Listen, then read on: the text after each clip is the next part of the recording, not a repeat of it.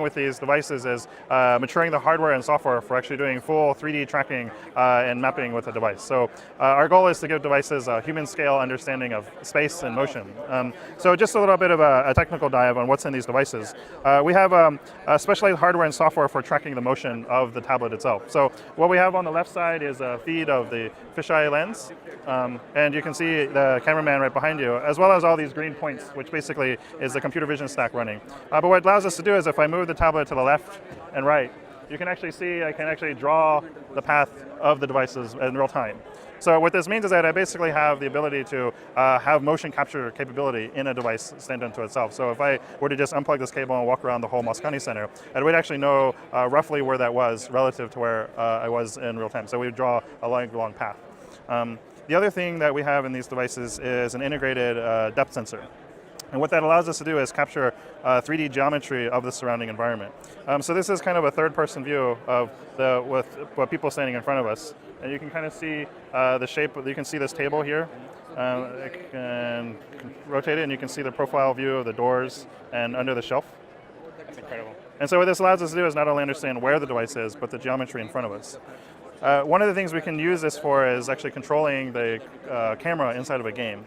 This is one of our sample SDK apps we call Cube Mover. Let me restart that. And again, what we've done is we've taken the camera tracking and attached that to the virtual camera. But if I pick up this cube and I drop it on this switch, I need to match the cube color with the switch. And the blue cube is actually over there. So if I need to solve the puzzle, I actually have to walk around my space and come over here to pick up the green cube. It's over here. I gotta throw it to the switch.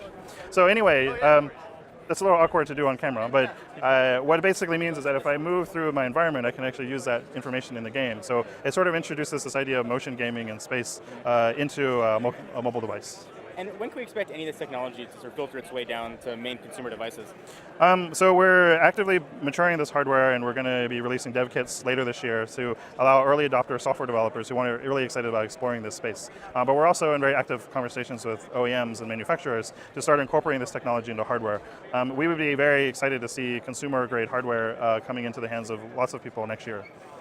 So what you guys could be looking at could be the future of not only tablets, but phones and the way we interact with them. The cameras are much more than taking selfies. You can do a crazy amount with it, and this is really at the forefront of that. I can't sort of overstate how cool this is, and so we're looking at the future of what's going to be coming, and I'm excited to sort of see this make its way to consumer devices. Anyway, guys, thank you for watching. Hope you enjoy. Of course, check us out at technobuffalo.com. See you next video. Bye-bye. Thank you guys for watching. If you haven't yet, please subscribe. You'll be the first ones to know whenever we upload new content. We've got new stuff coming every single day. We want to make sure you see what's new in the world of consumer electronics.